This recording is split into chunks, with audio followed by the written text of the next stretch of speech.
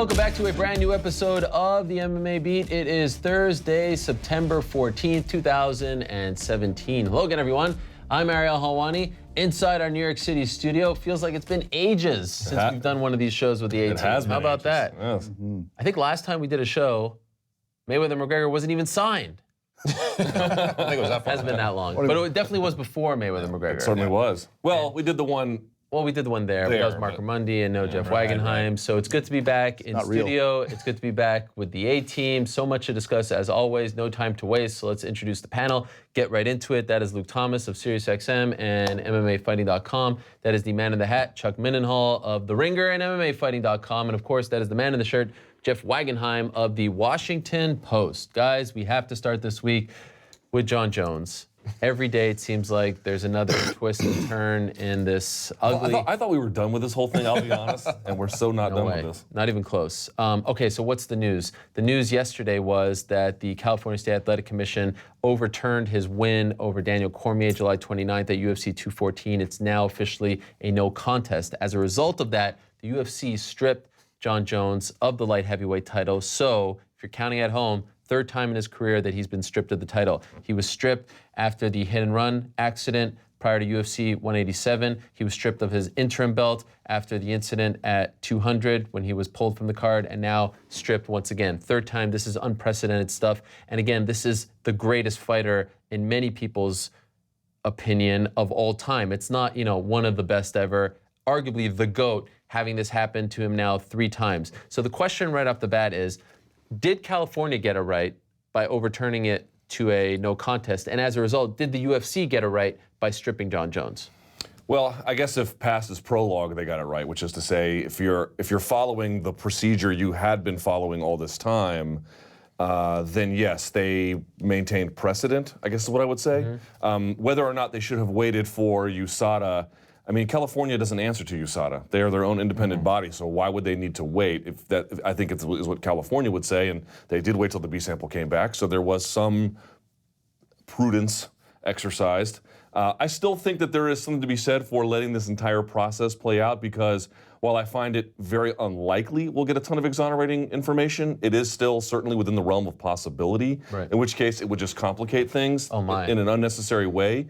But I'm guessing that they think that, look, we have a certain procedure to follow, we did it, and the UFC said, and Daniel Cormier explained it, look, if he had missed weight, their title wouldn't have been on, and it would have been all the same, and so why not? I just feel like, to your point, and I made this point previously, 3 times now he's been stripped. The only takeaway I have is that hit and run outside the octagon. For this other stuff that was the dick pills, for lack of a better description, and now for a straight-up anabolic steroid, this is trending in the wrong direction. Especially because, he was suspended essentially the last time for negligence on his part for not knowing, what he was doing, and we're basically in a situation similar. I felt like it was inevitable, basically, that this was going to be overturned to a no contest, and it was going to throw this whole thing into a disarray, and the belt would be stripped. It's just really tragic. I mean, to watch this guy, we've talked about it, I know I was talking to you in Vegas about this, it's just one of those situations where you're watching a guy who, through his prime years, is going through this, and we have to be talking, we should be talking about him in terms of the savior of the sport in this weird way, like with this guy who just dominates headlines in the sense that he's the greatest that has lived. And it's just such a spiral out of control. I mean, it's just one of those things that you really can't, as it's unfolding, each time you kind of think about it, you think, what happened to Jon Jones, man? I mean, this is crazy. Feels like the dominoes are falling. It does. It just keeps going. And I saw, the Dana Cormier thing, and you really think, like, this could be it. I mean, he might be done. This might be his career right now. And because they've already kind of got him for, we have to wait, I guess, and see what happens, but they've already got him for the negligence part before, you just can't see a scenario where this is going to be anything, I can't see a scenario where he's going to get out of this okay. Yeah, and just think of all the damage done here. You guys both talked a little bit about Jon Jones's legacy, and that's a huge thing. I mean, this is, as you said, the greatest fighter of all time, and just think that's not going to be what he's remembered as. He's going to be remembered as the guy who got stripped of his belt 3 times.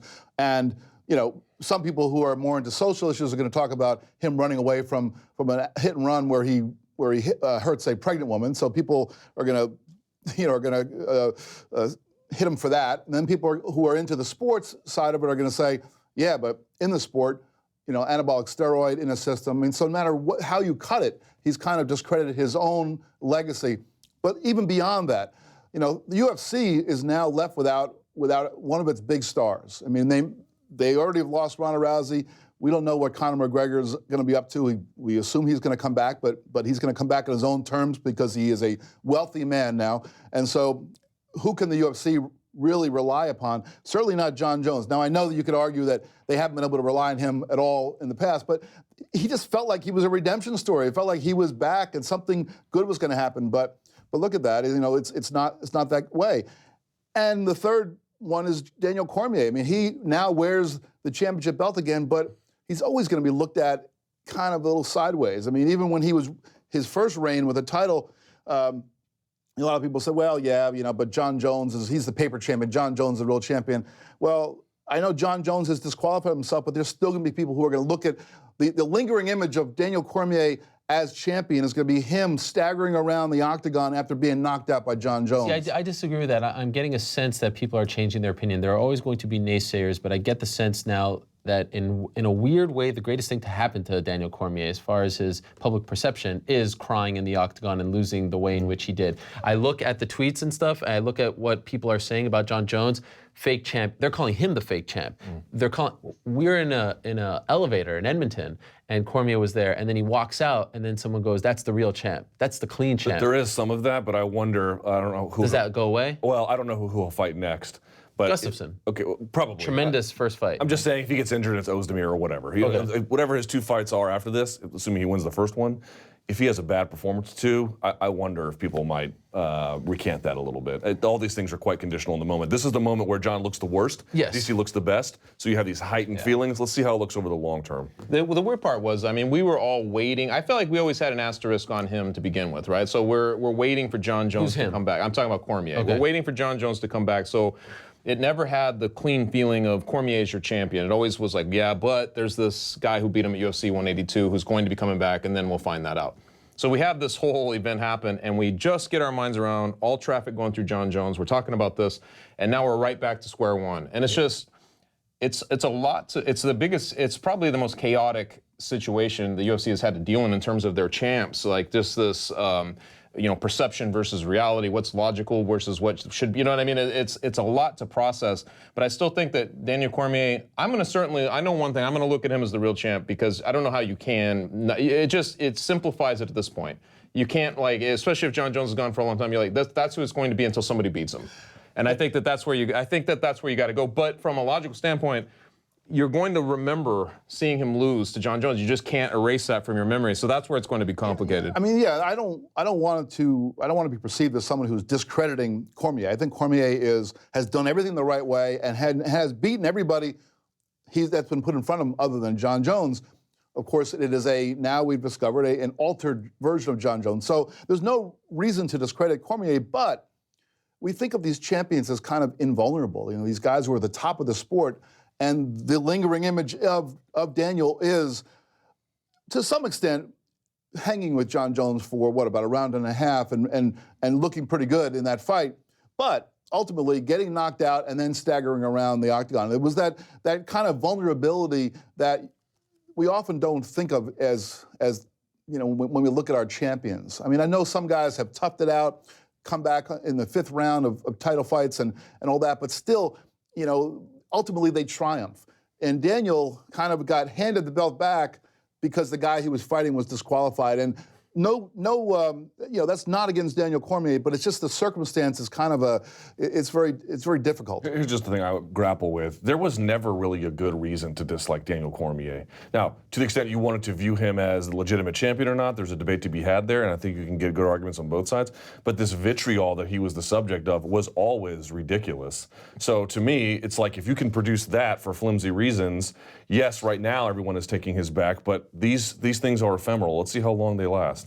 So there's also this weird idea that's been, I don't want to call it weird, because I understand where it's coming from. Like I've heard from some fans who say, well, what Daniel should do is say, thanks but no thanks, let me fight for the vacant title. Ridiculous. And I understand the sentiment if you are just purely a fan, but if you understand, and I'm not trying to be, Mr. Inside Baseball here, but if you just kind of talk to fighters, you know that if you are a champion, you get paid a hell of a lot more.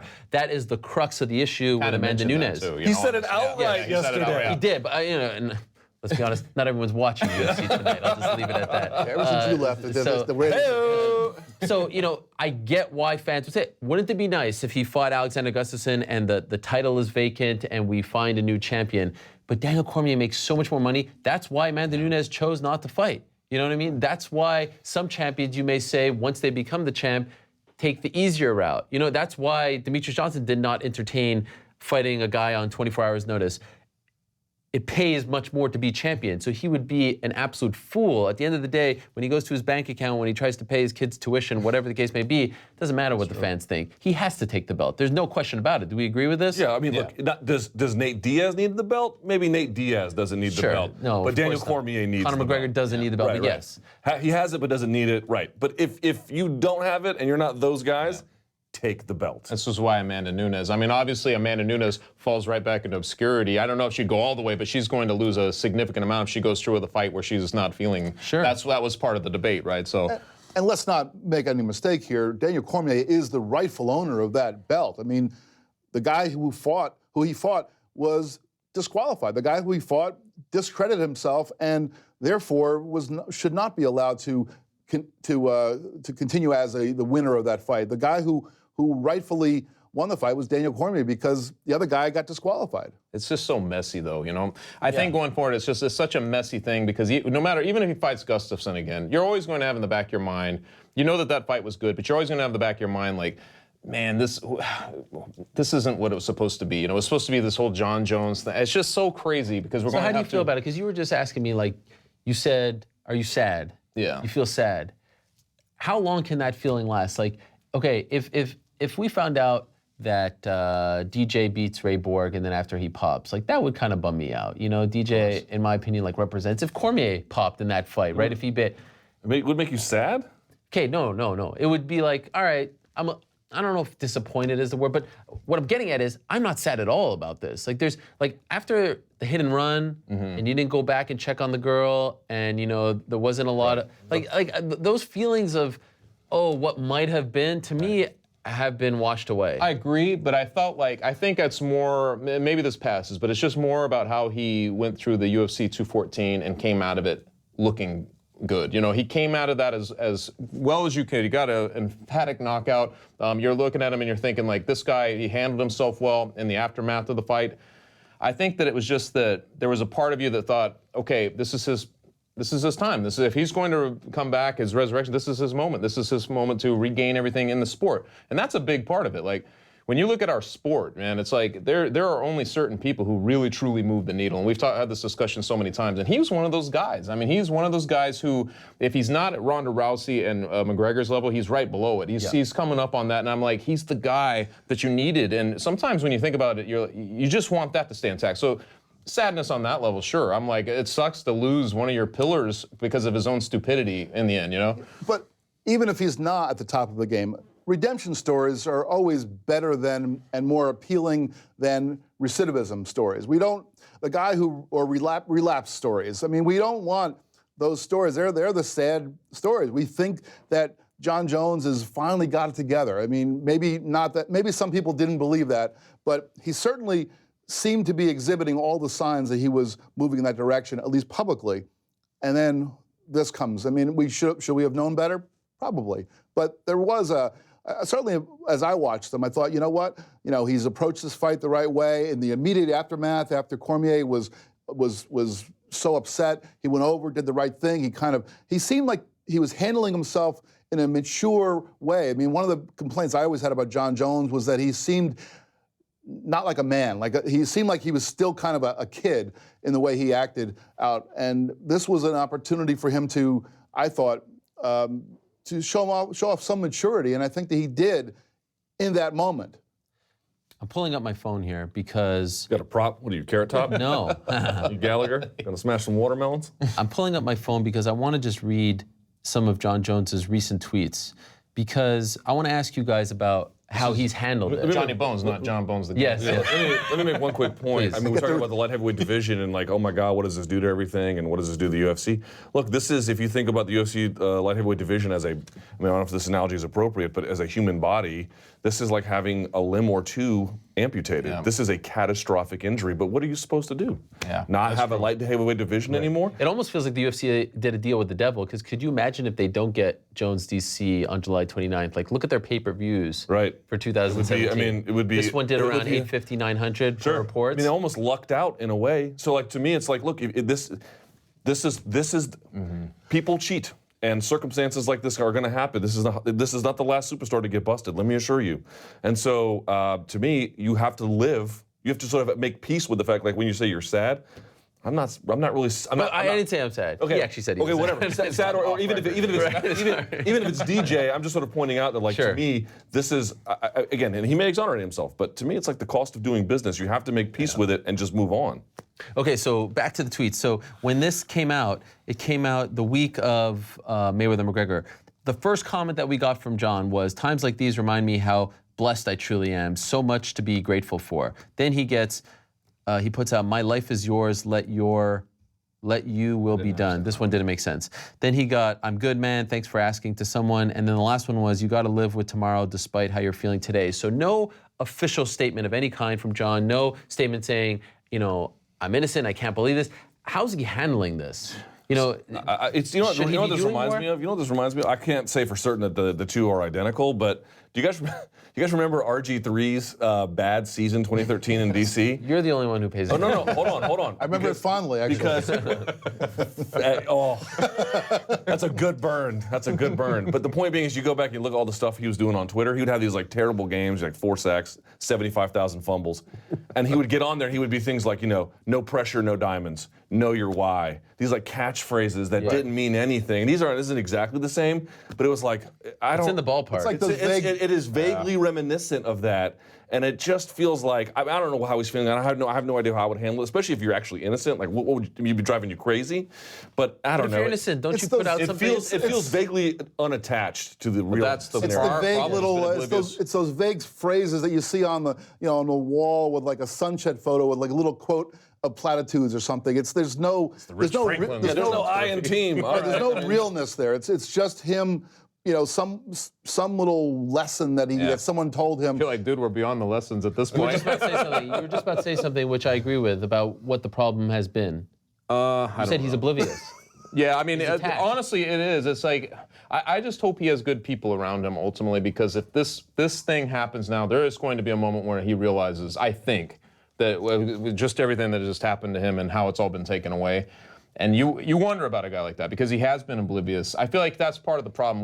We sifted through this, like where his sincerity was versus when he was being genuine. When are we going to get the real Jon Jones? Why can't he just embrace being a heel? We went through so many iterations of him. You almost wonder how he views himself, and you see this kind of thing, and it just seems par for the course. Yeah. But you're like, this no longer works. You see these things, and it's just these empty words.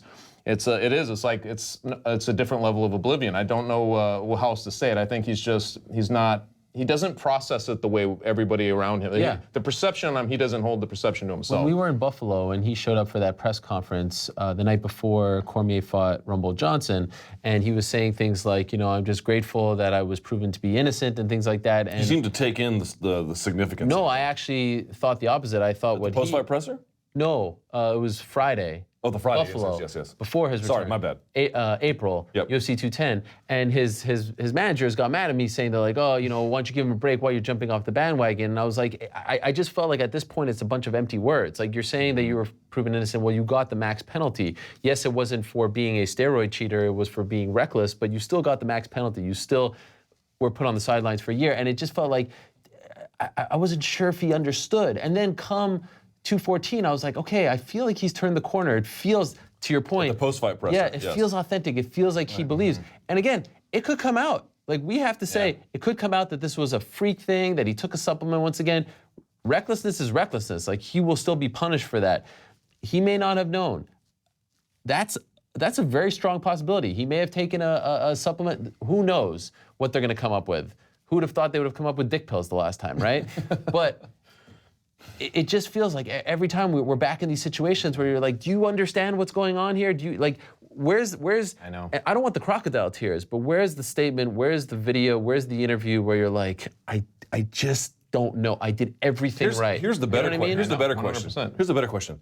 When are we going to stop asking that question? We have been asking that question For him specifically? For him specifically for what, 4 years? Maybe because he's so good and you want to hear it. I understand, but is true. But I made a point. I did a video for MMA Fighting. I think after, I can't remember. I think it was after the, I don't know. It was one of his many infractions, and I was like, look, either he's going to figure it out or he's not going to figure it out. But all of us cracking the whip and harassing him, or the fans cracking the whip and harassing him, this does not matter. Sure. They have to get it together internally. And so the question's well stated, like how many disappointments and failures does this need to be before it dawns on you? And again, we'll see what happens with this one. But I don't think it's the number or even the amount of failures if the person is unresistant or resistant to the idea that there is any culpability. It is just that he's Jon Jones. You're right. I mean, it's just that he's Jon Jones. If he's not the guy that you consider the best in the sport, I know we would have thrown this, we would have been over it a long time ago. You wouldn't even be thinking about second, third, fourth chances. You know what I mean? It's just that he's that guy. And I think that because he's that guy and he holds that kind of appeal, you just want to see if he would be able to clear these hurdles. And unfortunately, yeah, we sometimes think that he owes us something because he's the guy that's at the top of of the sport that we all follow. I mean, ultimately, he owes something to his family and to be an honest person and to be somewhat self-reflective. He doesn't owe that self-reflection to us, I don't think. I think that Jon just needs to get it together for his family. And it may be that his fighting career is done, or at least finished in the sense of being anything other than a shell of himself, because if he does get some ridiculously long sanction, who knows what would return if he were to come back to the sport. That's a tragedy in the sporting sense, but the real tragedy is if he doesn't get it together for the family that he has. So that's really what's important. Yeah. Well, I agree to a degree that he doesn't owe anything to the public, but let's not forget that at the end of the day, what he does is entertainment, right? He is an entertainer. He is trying to convince people on a Saturday night to pay $60 to watch him on pay-per-view or pay a lot of money to watch him live. So he does kind of owe something to the people. Like, he does entertain. If he is not... just transactionally, like, I don't... To a degree, I don't mean like do I he need works him? for the public. I understand that, but do I need him or any fighter to be a Boy Scout? I don't. No, I'm not saying that. I'm just saying internally it does sort of raise issues that we've yet, this has been going on for almost a month now, a short, maybe 3.5 weeks or so since we found out the news. To not come out with something, like if someone accused me of steroids right now, I don't know how I would react, because there's no way I'm on, like that'd be Those are some shitty steroids. Right. So I would be screaming at the mountaintops, right? I would be telling the world, why isn't that happening? Maybe it's for legal reasons. Maybe he doesn't want to say anything. Maybe he's been advised. But I asked his team yesterday, do you guys want to say anything? They declined. I feel like I want to hear something that assures me that this was a big mistake and we're going to figure it out, and we don't know how this happened, but we have an idea that it could have been this, that, or the other. Right now, he's left without his belt. You don't like his Twitter platitudes? Come on, man. And those things, that's what makes me feel like it's a little bit removed. Saying I'm grateful. Okay, I guess you're grateful. You're happy, you're healthy, your family's healthy. Those are ultimately more important things than being the light heavyweight champion. Fair. If I would have asked you guys the night of UFC 182, like right after he beat Daniel Cormier, if I would have asked you, is Jon Jones the greatest fighter of all time, you probably would have said yes, right? Yeah, on that night? Yeah. Yeah, probably so. Is he still the greatest fighter of all time? This is a tough one to answer, man, because this is something like, I've made this point and people are entirely resistant to it, so I've got a lot of work, I guess, to convince people. But there is a certain amount of reckoning, I think, that has to happen here about understanding how the sausage is made. And here's a fact that needs to just be accepted. The MMA golden era, if you want to call it that, the rise and the success of Pride, and that era of the Coutures and Liddells. I'm not suggesting that those, I'm just throwing out some names of popular figures. But that whole era is on the back of PED use. There is a 2011 survey that just got released. WADA in that year, in terms of all the various agencies who they caught through testing, they caught 4% of athletes. They did an anonymous survey. This was in The Guardian. They did an anonymous survey, and the athletes who competed internationally that year, 57% of them admitted they had used that year, and WADA only caught 4% of them. And 57%, you have to imagine, is on the conservative end of things. It is rampant. It is rampant in all sports. And it may have declined somewhat with the introduction of USADA. I'm willing to believe that. There have been some physique changes and some performance declines. But bagging on Jon Jones for getting caught in an era of stricter testing, I'm not against it necessarily, but I don't know, I really don't understand how you reconcile that with all of the legends that came before us who were juiced to the tits. Sorry. Let's not forget that there was a big stink over Vitor Belfort fighting Jon Jones. Remember the whole thing about him being able to get that fight with the I mean, it's just, you're right. How far down the rabbit hole do you want to go to determine who's great versus who's been doing, who's altered and all this stuff? At this point, I don't know how you would do that. I don't know how you would actually go through. I would have had Jon Jones 100%. There's no question. I would have had Jon Jones as number one all time 100% after this last fight. I don't know how you can't if he's just clean, but in the aftermath of it, you look at guys like Demetrius Johnson and people like that, like guys who haven't been caught or haven't been doing it. So I don't know. It's one of those things that, like you mentioned, I don't know how many layers you want to peel back or how you want to solve a complicated equation like that. You know what? We only can go by what we discover about the athletes in terms of who gets caught doing what or what era they fight in and how strict the testing is. If we all leave this show at the end of this and all hop into a car and each go our separate ways and drive 80 miles an hour toward our home, and I'm the only one that gets pulled over by state police. I'm the only one who gets a ticket for speeding. You guys all did the exact same thing I did, but there weren't any cops on the road, and so I'm the speeder. I mean, and that's just the way it works. Not just in sports; it works that way all through society. If you do the crime and you get caught, you have to pay the price. And I think that Jon's paying the price with his reputation in a way that athletes before him, who may or may not have been on some substances that altered or enhanced their performance, they didn't get caught, and so therefore their reputations are intact. I mean, it's just kind of the reality. It's somewhat similar to the ongoing debate in baseball, right? Mark McGwire is not in the Hall of Fame. Barry Bonds is not in the Hall of Fame. Yeah, but even Clemens. Even the baseball community is sort of coming around to that. They are. So at some point, they will definitely come around. Time heals all wounds. Mm-hmm. But it's amazing when you look at some of the greatest players in baseball history, like record breakers, right? Bonds, etc.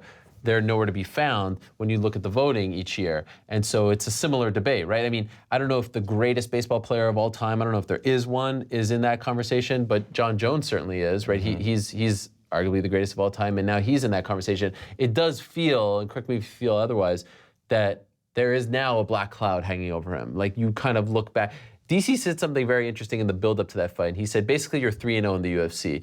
You beat Andre Guzmão, you beat Stephan Bonner, you beat OSP. Those fights were the only ones, in his opinion, that don't have a black cloud hanging over them. He didn't even give him Jake O'Brien. He didn't even give him Jake O'Brien. So, do I agree with that? Obviously not. But now it's, Jones was like, given his physique and given how good he was, given the kind of freak athlete that he was like, that's the guy, that's the clean guy. And now it's unfortunate. Yeah. You feel like anytime, like if they don't do a 30 for 30 on Jon Jones at this point, somewhere down the line, they're missing the boat. Anytime you talk about Jon Jones, it feels like the transgressions will come first, and then, oh, by the way, he was that tremendous, right? He is. I mean, I don't know if there's one baseball player that you can make him analogous to. Yeah. But he is. It's like all of them combined. Right. That is exactly correct. Strawberry. He's the Bonds. He's the Strawberry, the Bonds, the McGuire, the Canseco. I've made this point before. Put it's together. He is 100% checking off all the boxes. It's like he's like leaving none of them undone. It's almost, we were talking about like this Jesse Taylor thing that just came out. Oh my. It sucks that you cannot have feel-good moments for long in the sport. Like, because he was one of them, and it felt, we're kind of back on track here a little bit. Got some guys coming back. Now there's a division where you can focus on again and see some things happening. Jesse Taylor, a great comeback story, and then this thing happens yesterday. It's a strange sport, man, and it's a strange time. You could say that it's this year, but we've had other years like this where one thing is compounded by the next, and it keeps going down. At some point, I hope I build up my immunities to it, but seeing like Jesse Taylor, that sort of thing, I'm like, where's our feel-good moments in the sport, I think that there's a question that the MMA community generally, this includes fans, media, various coaches, fighters, whoever you want to consider, you have to ask yourself, and I think the answer to some is going to be 1,000% yes. I think the answer to some others might be, I don't know. But there's a question about, like, for those who really cheered on this introduction of more stricter testing, and I know I bring this up more than most, but I'm just sort of pointing out, would you be upset about all of this? Like, this is what you asked for. Yeah. You asked for the rocks to be picked up to see if there were worms underneath. Now that you found them, Right. I mean, I realistically, I think they thought that if we picked up all these rocks, we might find the occasional worm. I don't think they would find. I don't think they thought we'd find. I feel like it was the infestation. media that was asking for those rocks to be picked up. Yeah, I but feel now, like the now every time someone gets caught, yeah, let's get these cheaters. Like, okay, you media like or fans? both. Okay. They're equally complicit in this. I feel like the fans just want to give me the fights. I don't give a crap about. I don't know about that. Really? I see a lot of people. Yeah, I want to get these cheaters out of the sport. They cheer the cops and robbers aspect, but then when the cupboard is bare for the calendar, they're like, I don't know what to do about this. We still need to get, USADA still has work to do. USADA needs to still not have a situation where a test that is taken before a fight does not result in that fight being canceled. I mean, that just is not the way it should be. What do you do though for 24 hours before? I know that when I go to the doctor to get a physical, and the doctor says, hey, I want you to go down to the lab and get some blood work, I know that I can get my results back in like a day or two. And that's just the normal course of events. The UFC, or the commission that is running the fights, has a lot more money than I do to expedite that process. I mean, get the process so that what good does it do to have Daniel Cormier stumbling around the octagon after he got beaten up by somebody who was found to have had anabolic steroids in his system? UFC made whatever they make from a $800,000 buy pay-per-view. So good for them, but it's it just doesn't add up. I think that if they're going to do this testing, they need to do it in an expedited way so that we get the results when the results are needed. You get your blood test results in a day? A day or so. Jeez, I want to go to your doctor. Yeah, it's really easy. I just find it hilarious on the same day Jesse Taylor gets caught, everyone's like, and then and then the thing gets overturned. Brian Cushing of the Houston Texans. This dude has a 10-game suspension. Have you ever seen Brian Cushing? I mean, this guy is the poster child for performance-enhancing drug use, and the NFL mocks him, and people in the NFL mock him. But there isn't this outrage about Cushing. And you want to talk about, it's a team issue, not an individual one. You want to talk about the brain damage that Brian Cushing has handed out in his life. But he's no Jon Jones, right? In his respective The sport. point being was, even if it was J.J. Watt, he would get a 4-game suspension the first time around. They have some kind of. How dare you put J.J. Watt's name and I'm bringing up the same. I'm bringing up an example. J.J. Watt feels like the second coming Jadeveon of Clowney. I mean, Jesus. yeah, I know. I like J.J. Watt too. He's a good guy. But I'm just sort of making an example. They don't have the same panic about everything that we do, and those guys are absolutely destroying each other. Imagine though if they did what you said and told Jon Jones right beforehand. You popped out and you're off of this. Can you imagine? Yeah. Given the 3 events that have just happened, like if you didn't fight. Okay, one thing that hasn't been brought up, and you sort of made me think of this, and I've seen a couple of people mention it, but it hasn't been brought up, and it's interesting because even one of the questions that we got on Twitter asked about this.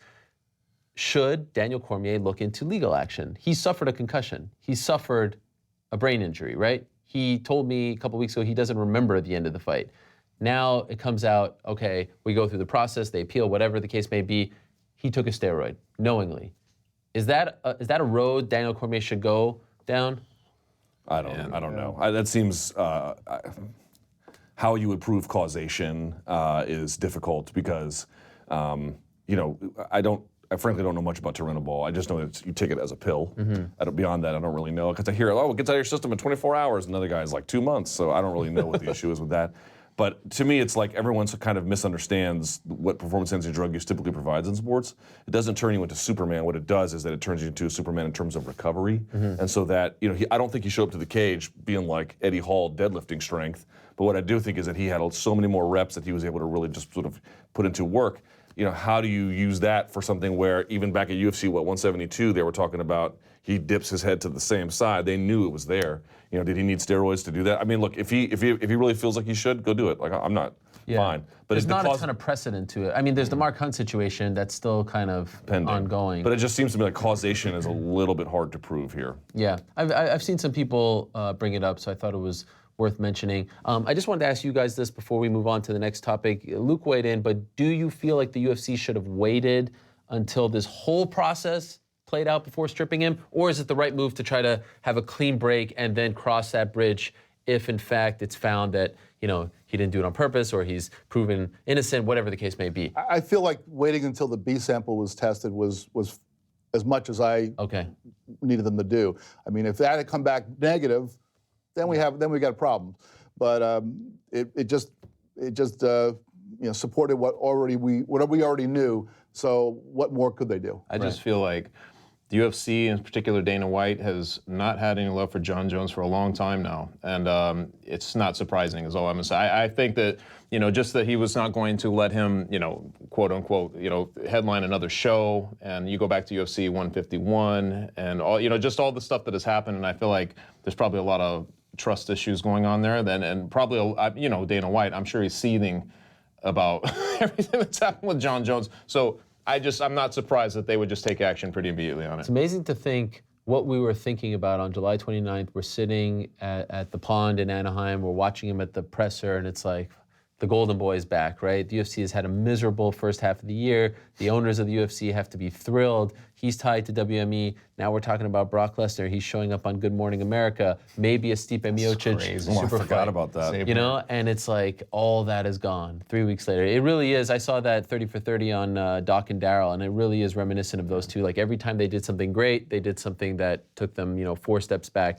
What a miserable year for the UFC in that regard. Just horrible luck time after time. And speaking of which, let's move along now to UFC 215 and let's talk about Ray Borg versus Demetrius Johnson. Let's get to the next tragedy. 48 hours before UFC 215's main event, here we have Demetrius Johnson on the verge of breaking a record.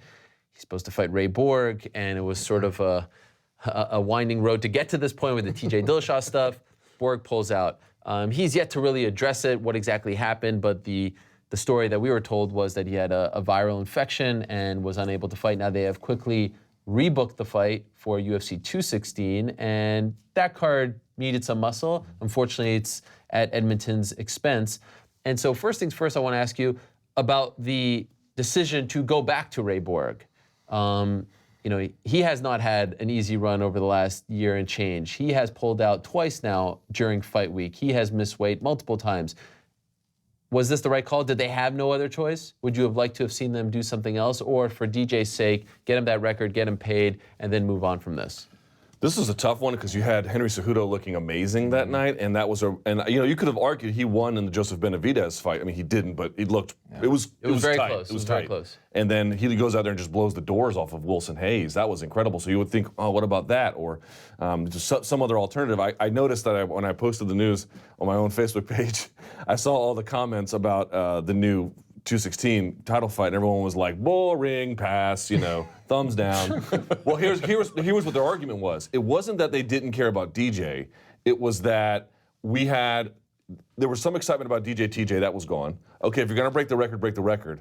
Now we're waiting to now we're just delaying that even more. It's like, I don't need to take this bus anymore kind of thing. And so I think there's a little bit of fatigue about it. Part of me wonders, I don't know this to be true, Chuck, but part of me wonders if it's like the UFC being like, oh, no. You wanted Ray Borg. We're going to make sure you get Ray Borg. Fair enough. I mean, it's the same thing. I think it's just that, they're going to do the same fight. We've already, whatever excitement was going to be there, and there wasn't a lot because just doing something for the Ringer, for instance, I felt like nobody cared to read the piece. You know what I mean? You gauge it from a whole different spot when you're talking about it from outside the bubble a little bit. Just wasn't there. So I think it's, even on the inside, you go, you're just doing the same fight. I will say it's a little surprising. It has to be some kind of defiance almost, because this is, given, Ray Borg, his trajectory, like the types of things he's been in trouble for, and then just having this happen, generally speaking, this is the kind of thing that, they don't want. Lineker, for instance, you do stuff like this and they're like, hey man, no, you're taboo. And I feel like for whatever reason, Ray Borg, even going into this fight, I feel like he largely escaped that scrutiny. Like, people were not really talking about it. They were more focused, even the people who were paying attention on the record, they weren't really thinking, at least the people I was listening to, maybe you guys heard it more. I didn't hear a lot of people saying like, yeah, if the fight happens, or putting that kind of asterisk on it. Unless I'm mistaken, unless something was written about this after I read about it, I thought that this fight was canceled because UFC doctors were the ones that decreed that Borg couldn't continue. So yes, he pulled out, but it was the UFC that essentially told him that he couldn't fight. So I guess that's what made me think that they were going to put him back in this because they were the ones that went in and said, no, you're not healthy enough to go in there and fight. It wasn't Borg himself saying, I just don't feel like doing this.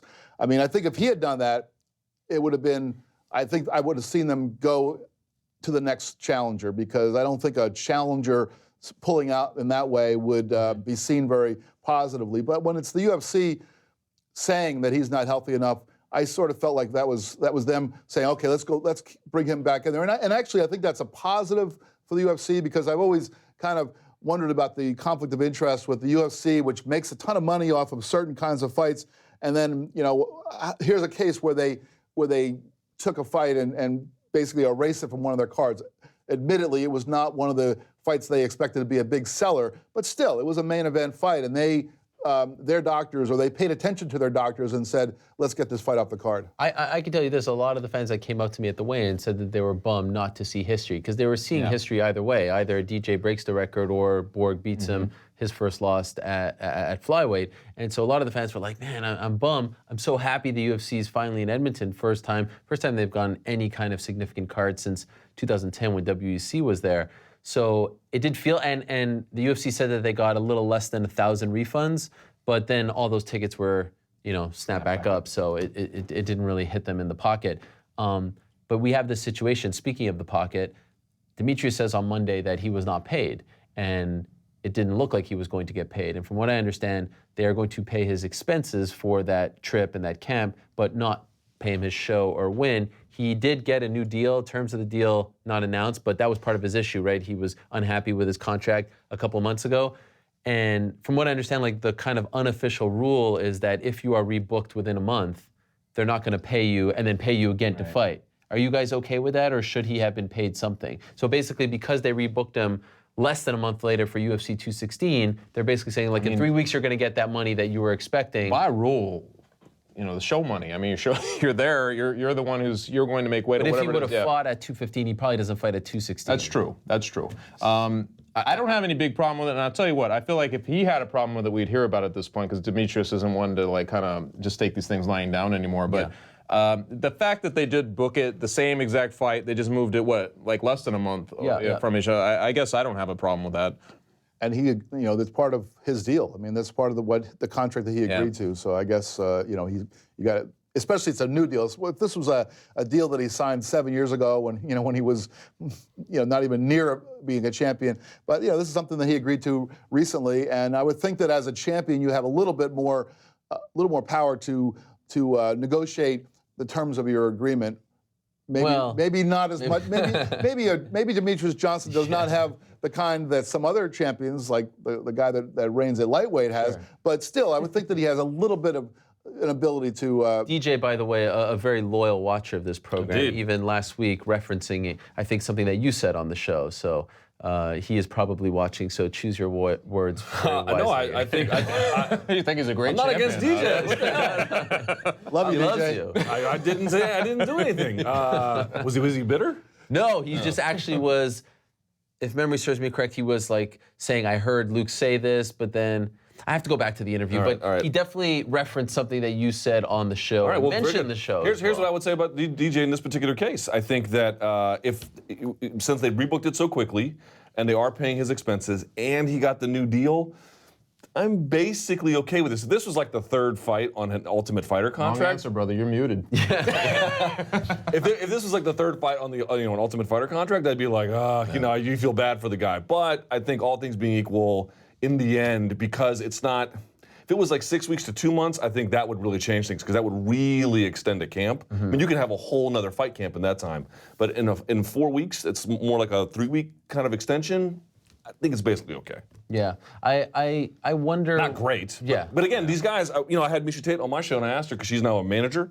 I was like, are you guys going to address things like, you show up, you make This weight. is the Tony Ferguson thing. Yeah, With you Khabib, show right? up, you make weight, and the person doesn't, shouldn't you get something? And I was like, isn't that something you can address? And she didn't think it was something that managers could address.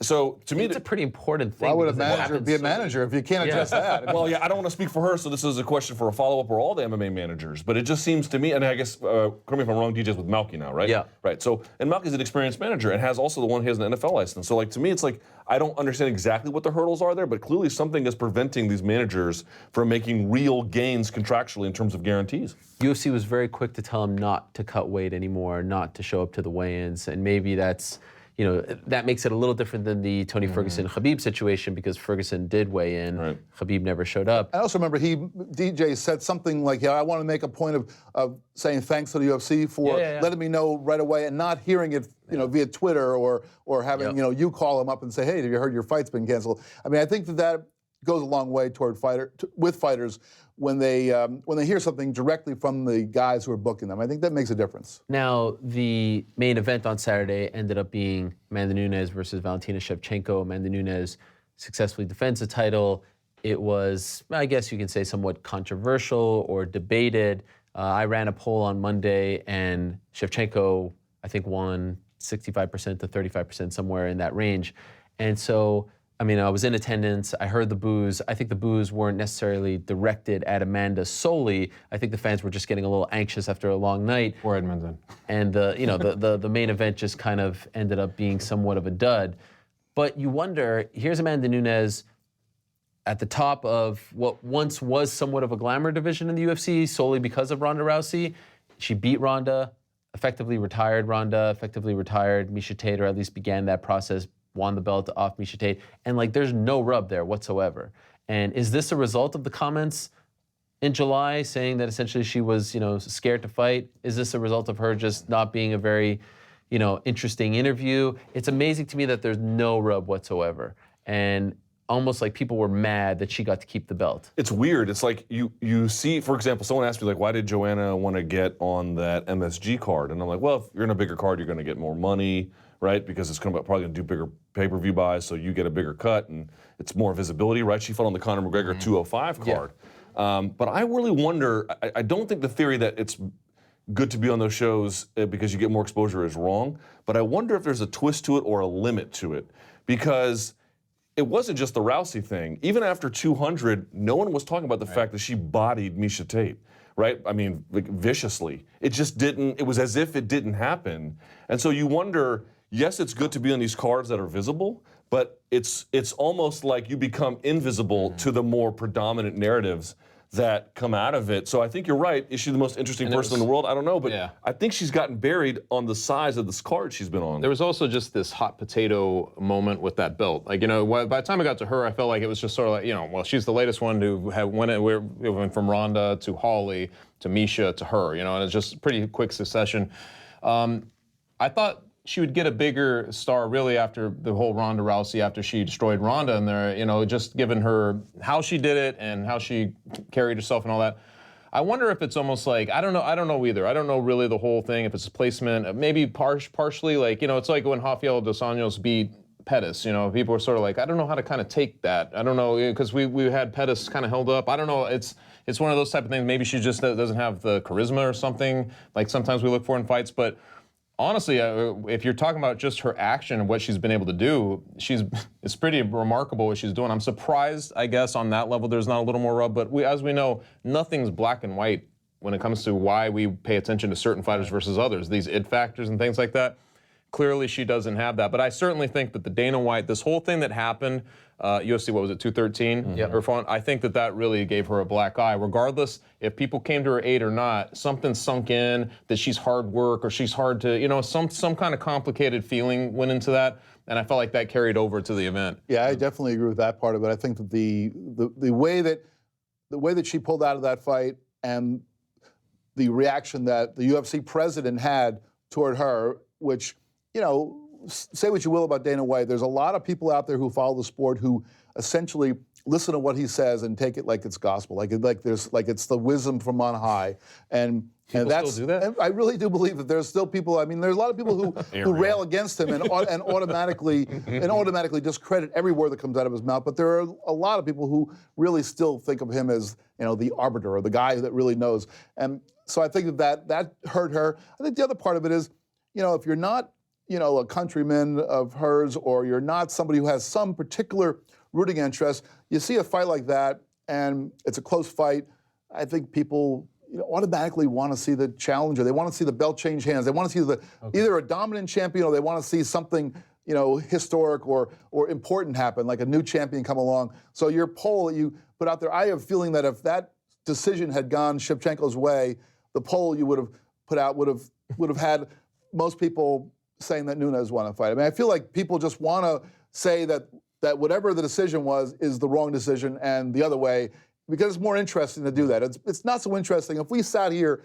and said, you know what, I really thought they got that right. And we just kept talking about how everything in the sport was right. Nobody would care about that. People like to think that there's something that's controversial and edgy. Don't forget two things. On the UFC 200 card, the big story was, of course, the absence of Jon Jones and Brock Lesnar turning the color of Country Time lemonade, pink lemonade. And then at UFC 207, the promotion was epically bad. Yeah. Ronda. And why is she not talking? And remember, Amanda didn't. She did a fair number of press obligations, but she didn't go out of her way to kill them all. And so in the end, the question was, did Ronda win or lose? She lost. Okay, end of story. One of the ways you make your name in this business is memorable KOs. She's got two of the best ones in that division's history, quite literally. Yep.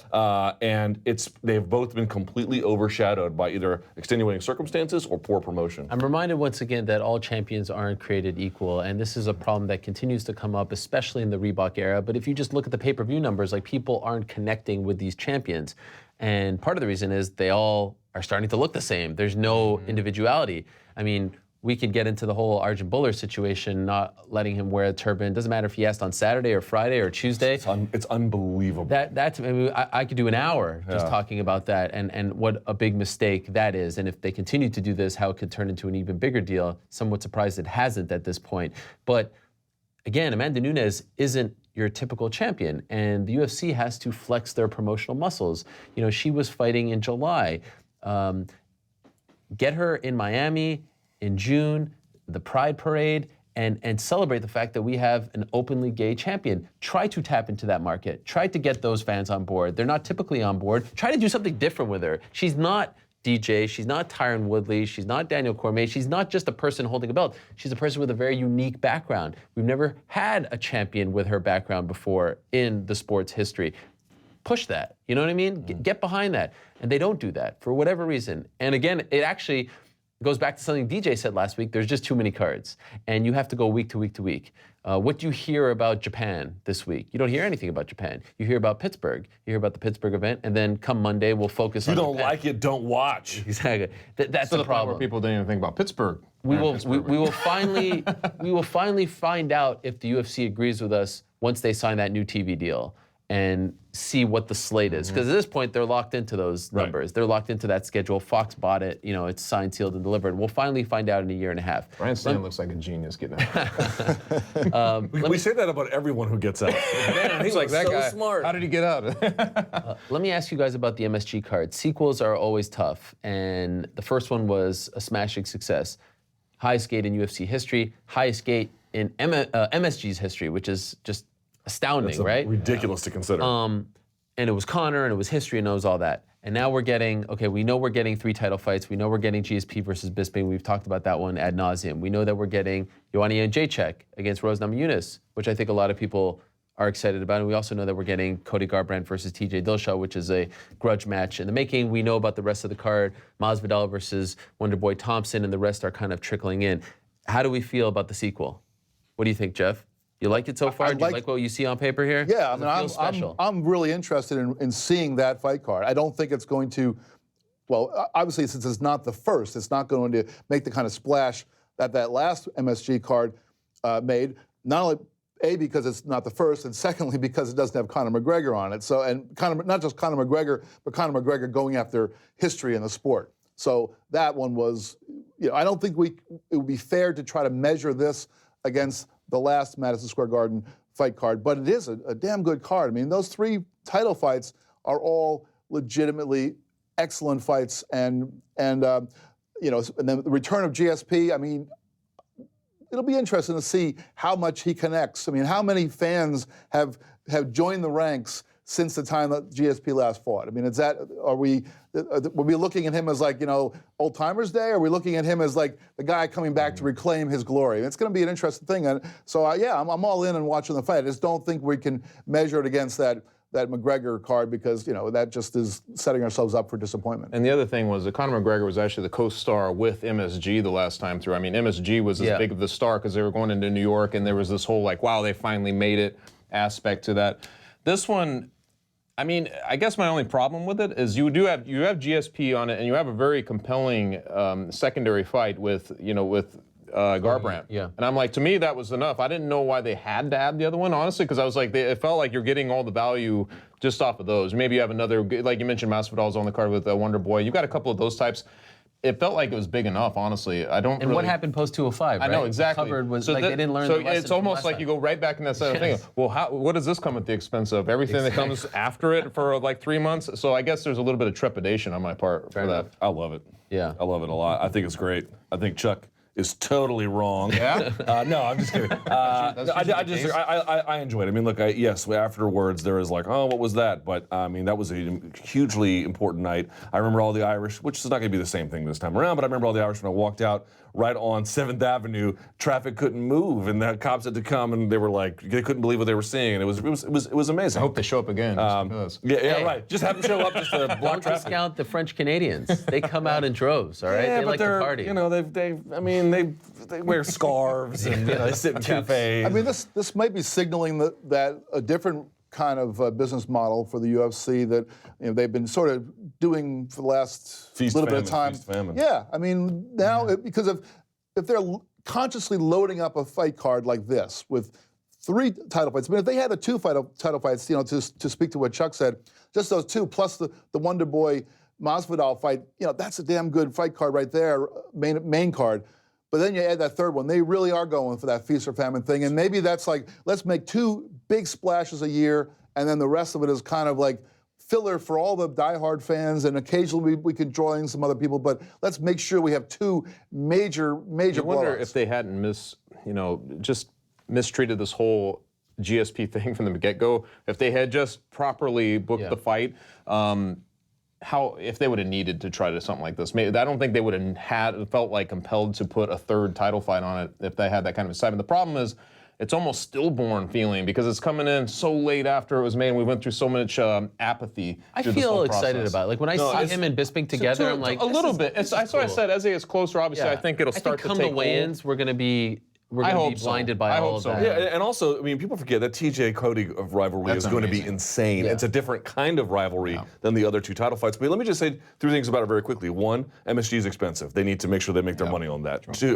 Bellator told us that. Yeah. 2, they're in New York. It's the #1 media market. If you're going to be here, then be here. Yeah. I think is the idea. And 3, in addition to the title fights, which I think are all great, to me, one of the more interesting fights is down the card, not just Wonder Boy and Masvidal, but Borrachinha and Hendricks. This is excellent matchmaking. There is not a new generation of super amazingly talented Brazilian fighters. They need to raise those guys up. This is a great way, provided Borrachinha wins, to begin to develop that next class of stars. So I like the matchmaking all the way down. And one thing that they have in their favor that they didn't last year was because of the lull that we've been through over the past few months, there's a lot of champions who are ready to come back. They just have contract issues. Max Holloway saying yesterday that, I'm not fighting until I get my new contract. He's ready to fight in December. He can come back in December against Frankie Edgar. Stipe Miocic, he is healthy. He's ready to fight in Ngannou or whomever else. He just has a contract issue. fights, too. We're going to crown a flyweight champion in December. So there are champions waiting. It's not like we've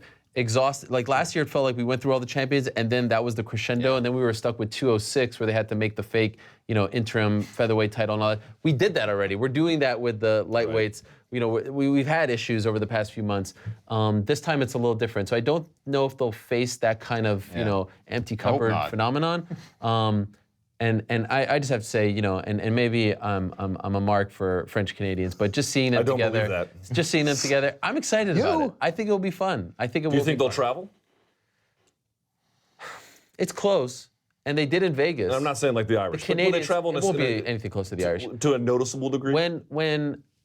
When George used to fight in Vegas, which he did quite often, there were a lot of Canadians. And of course, when he fought in Toronto, it was a very big deal. When he fought in Montreal, it was a very big deal. This is pretty close. The question is George still the same George in their eyes? Like, it has been 4 years, you know, and time kind of goes on. So does he have that connection? My friends seem to know that he's coming back, but, you know, will they come? And also, those tickets are probably going to be expensive. I haven't looked. I know they're on sale this week. Slightly cheaper than 205. Okay. Last thing I wanted to ask you guys about, this is a very fun Saturday coming up in combat sports.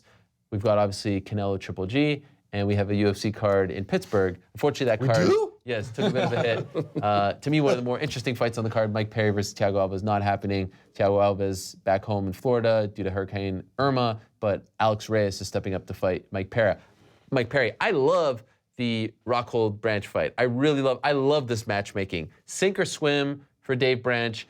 You're on this amazing winning streak. Some of the fights haven't been the most exciting. And oh, by the way, I still kind of feel like Luke Rockhold may be the best middleweight in the world. How does he respond? He hasn't fought in a year and a half. There are a ton of storylines, and their back and forth quietly has been a lot of fun as well. But you also have Canelo Triple G. And so I'm just wondering, like, what are you guys going to do on Saturday? Is that a serious question? Yeah. The two most important divisions in boxing are heavyweight and middleweight. This is going to be a middleweight contest. This might be one of the better middleweight fights ever. I don't think that's any way an exaggeration. You can ask former middleweight greats who are still alive, and they would tell you the exact same thing. This is I mean, look, the fight could suck, I suppose, but Canelo versus Triple G, I mean, if you're a fight fan, forget being an MMA or boxing fan, if you're a fight fan, and the good news is that's going to end before Branch and Rockhold even make it to the cage because of how FS1 pace is, so you get to catch them both anyway. That's probably But the point being is just, look, I'm sorry, the fights on paper do not get better in boxing than Canelo versus Triple G. It is action written all over it. It is for history. It is for supremacy. You can't. You're not saying Rockhold Branch is just as important as Canelo Triple G. Is that what you are saying? Let me defend very quickly. I'm with you. Everyone's like, I'm kind of bored by the David Branch matchup. You shouldn't be. The guy only has 3 wins. He went the distance. 3 losses. 3 losses, I'm sorry. He went the distance with Anthony Johnson at 185. He's on an incredible win streak. He is super talented, and you're right. Luke Rockhold has a lot of ground to cover with his absence and his loss. David Branch has been waiting for that signature win. He is not a cakewalk at all. Love that fight. Very good fight. I'll certainly be watching both. Okay. I mean, I'm gonna at some juncture, but I'll be writing about the UFC event, so I will. That's why. Yeah. I will have to. I will. All about It is the your money. bread and butter. But I will. I'm excited about the. The Okay, so Triple G fight. can I ask you this, because I think Luke is probably a bigger boxing fan. Yeah. Are you more interested? Not more than MMA. No. Then maybe these guys are. Okay, all right. My question basically is, are you more interested in Canelo Triple G after experiencing Mayweather McGregor? Like, did that sort of like tickle your boxing? Only in the sense that so many boxing purists had kept pointing that, well, the real boxing event is happening here. So you knew that these two things were sort of tied at the hip in this weird way, like legit versus illegit, So I feel like I gave it a lot more headspace than I would have if it had just happened, if there was no Mayweather. So I feel like in that sense, like, you think about it a lot more, on some level, I'm probably more into the idea than I normally would be. It's just too much to pay attention to the boxing realm and the MMA realm for me most times, except for fights like this, like these bigger ones. But I feel like I kind of gave it a lot more time, contemplation, just because of that event. Right. Well, I'll just say that I'm more interested in Rockhold versus Branch than I was in Mayweather versus McGregor. Get out of here! You're such a liar. Because it's a competitive, competitive fight. A fight between two guys who are at a high level in their sport. Okay. Through your teeth right now. But the Triple G Canelo fight is absolutely the Canelo Triple G is legitimately a fight at the top of its sport. I mean, you can't. It's not fair to Branch and Rockhold to compare that versus that. It's sort of like saying same division, on the one right? hand, well, it's like you're comparing Game 7 of the World Series versus a NFL preseason game or an NFL Week 2 game or something. You don't cover boxing. I don't, but I've been watching boxing since I was. All right. Listen, it's all action. Canelo Triple G is all action. I'm playing a little devil's advocate. I mean, here. boxing is. Here's the good news: the prelim card, or the undercard for it, is super nubs. So watch Pittsburgh, flip to the main event. Oh, it's going to be great. Lord knows how long. That's some of the best middleweight fights haven't heard. 3 rounds. I'm going to have the best solo party in the world going, I have no friends. For the first time over, I swear to God, I'm actually having friends over to watch that. I wish I had friends. I was supposed to go cover it, and then at the last minute I said no. So then I was like, well, I'll just have some friends over. But I do believe, by the way, that the book on Mayweather-McGregor isn't quite written until this night happens. Because could you imagine, I know it may be crazy, but could you imagine if this fight is a dud?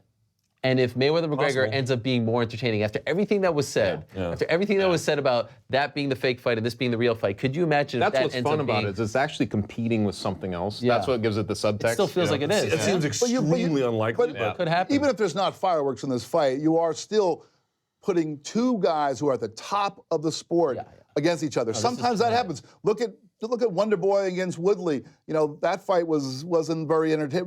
Well, the second one was not very entertaining because those guys were so good. They were so cautious. I mean, even like Nunez and Shevchenko, wasn't the most entertaining fight because these two women were so cautious with each other. Maybe these guys go out there Saturday night and are a little cautious, but they're still two guys at the top of the sport. Whereas the other fight is a guy who's never fought as a boxer versus a guy who had been on for 2 years and is kind of coming back to for one less money grab. I think this is actually the more interesting angle, and this is the one where I can understand Dana White's hostility towards Oscar De La Hoya. What was the gate for UFC 205? Do you remember? 18 million? 18. Okay. Canelo Triple G is going to be, expectations are it's going to be 30 million. I think it's easily going to pass 1 million buys on pay-per-view. Yes. Easily. May even hit 1.5. Some are saying 2.2. I don't believe that, but 1 to 1.5, let's say. What that would show you is Mayweather-McGregor didn't get in the way of Canelo Triple G. It may have even boosted its visibility to some extent. Now, if that fight had been a dud... 100% boosted its visibility because you always had to talk about it when you talked about All I'm saying is if it had been a dud, maybe that would have dampened enthusiasm, but that fight ended up being quite entertaining. I think it actually, not among MMA fans, but among its casual visibility, has been absolutely raised.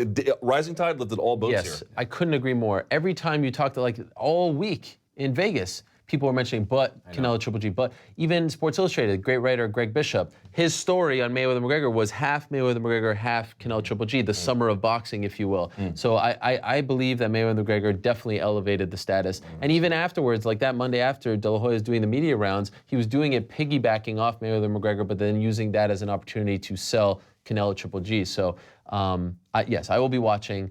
I can't wait. And I do sort of feel like boxing has sort of been lifted a little. I mean, I think boxing's having a better year than MMA, and that's a different discussion for a different day. But I'm curious to see if it does end up being a dud, what all those boxing purists will say about Mayweather-McGregor, because I really feel like the book has yet to be written on that fight. You keep waiting for the boxing audience to eat crow. No, they're not. It's super not going to happen. All right, so this is a lot of fun. This is what's happening now, my friends. All right, Let me get my last glass of water. Yes. Over the course of this show's history, good job there. Yeah. Well done. We have a spill on aisle 3. Yes, there you go. Over the course of this show's history, fans have asked, why don't you take questions from us? Why don't you take questions from the viewers? We are changing that today. For the first time in the MMA Beats history, we're going 30 extra minutes. We're doing so exclusively on Twitter. So you've been watching this show on YouTube, Facebook, but also you've been watching it on Twitter, MMAfighting.twitter.com. Much like the MMA Hour, when we do the MMA After Hour, we're going 30 extra minutes and we'll be answering your tweets. You've been sending us questions for the past 24 or so hours, but we're doing so exclusively on Twitter. So if you are watching us on some other platform, go right now to MMAfighting.twitter.com. You can do so on your phone, on your web browser, wherever you may consume the Twitter app, if you will. Yeah, Twitter. That's where you'd have to go. Yeah, well, yeah, but you can do it on your phone. Can you do it on television? Maybe. I don't know. Good thing you get anyway, that. MMAfighting.twitter.com is where you can consume the next 30 minutes. We call it After the Beat, and we'll be answering your questions. However, I must say, we're not going 4 deep. We're actually going 3 deep. This man has prior engagements. He has scheduling conflicts. He has mostly I'm too good somewhere. for you peasants. Yeah, I have to go. So he will not be sticking around for that. So let's actually say goodbye to Luke. All right. Well, I'm sorry I couldn't be here. I was here for the first MMA Beat, me, you, and Chia Petta, and I have to go for this. Chia's actually coming in. There's his music. Hit it. No, I'm kidding. I wanted to call this segment the Beat Off, but y'all vetoed that. So what are you gonna do? You don't have to go home, but you do have to. I have to leave. All right, I have to go. Yes. Bye, y'all. So there's Luke Thomas heading out. We'll give you a couple of seconds. Again, MMAfighting.twitter.com is where you can watch the next 30 minutes. We're calling it After the Beat, answering your questions. #TheMMABeat, and it's coming up right about now.